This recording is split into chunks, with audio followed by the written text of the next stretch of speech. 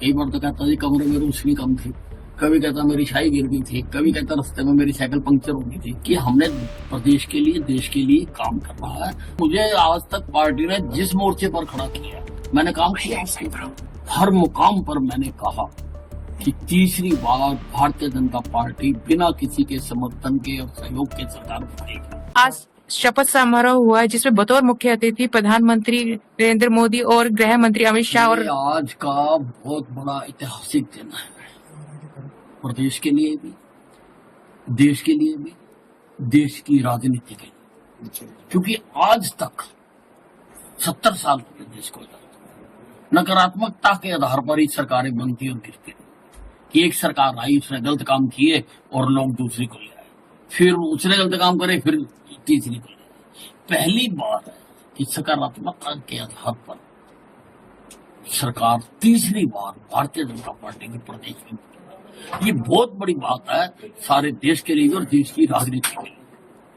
कल मंत्रिमंडल की बैठक है, उसमें क्या नया कुछ लेके जा रहे हैं? अब जो एजेंडा आएगा उसमें देखते हैं क्या उसमें जो आएगा एजेंडा। कुल मिला के हमारा एक ही एजेंडा है कि हमने प्रदेश के लिए, देश के लिए काम करना है और हरियाणा को भी उसी रफ्तार के साथ हमने आगे लेके जाना जिस रफ्तार के साथ नरेंद्र मोदी जी देश को विकसित भारत की ओर लेके जाना। कहीं न कहीं आपका भी चेहरा था मुख्यमंत्री के तौर पर, उसको किस तरह से देखते हैं? भैया मैंने कभी नहीं कहा कि मैं मुख्यमंत्री बनना चाहता हूँ। मैंने तो एक स्पष्टीकरण दिया। मेरे कार्यकर्ताओं में एक बात फैला दी गई कि वे अनिल विज तो बनना ही नहीं चाहता, कोई जिम्मेवारी लेना नहीं चाहता।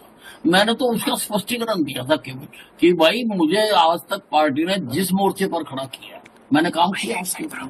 जहां मुझे भेजा मैं गया हूँ, जो मेरी ड्यूटी लगाई मैंने की है, और अगर ये दायित्व भी मुझे देंगे तो मैं निभाऊंगा। मैंने चाहा नहीं, अगर चाहा होता तो आज तो मैं कंबल लेके लेटा हुआ होता। कांग्रेस कह रही है कि ईवीएम हैक हुई है, उसको किस तरह से देखते हैं? देखिए, अब हारने वाला जो फेल हो जाता है ना, वो कई प्रकार के रोने होता है। कई बार तो कहता जी कमरे में रोशनी कम थी, कभी कहता मेरी शाही गिर गई थी, कभी कहता रास्ते में मेरी साइकिल पंक्चर हो गई थी, कभी कहता रेड लाइट हो गई। तो ये रोने के अलग अलग तरीके हैं। खास करके कांग्रेस के हुड्डा साहब को क्या मैसेज देना चाहेंगे? देखिए, अगर मैं एक छोटा सा कार्यकर्ता 120 सीट का चुनाव का समय था, हर मुकाम पर मैंने कहा कि तीसरी बार भारतीय जनता पार्टी बिना किसी के समर्थन के और सहयोग के सरकार बनाएगी, जो कि सच भी साबित हुआ।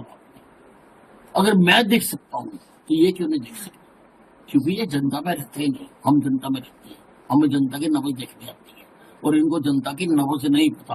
और जिस डॉक्टर को जनता की नब्ज, मरीज की नब्ज ना देखनी आती हो, उसको अपना क्लिनिक बंद कर देना। आज सरकारी कर्मचारी खौफ लेते हैं आपसे कि गब्बर आकर काम करो, तो इस बार क्या? देखिए, ऐसा मैं अनिल विज हूँ, अनिल विज था, अनिल विज ही रहूंगा। अब लोग मुझे कई नामों से बुलाते हैं, लोग मुझे बाबा भी कहते हैं।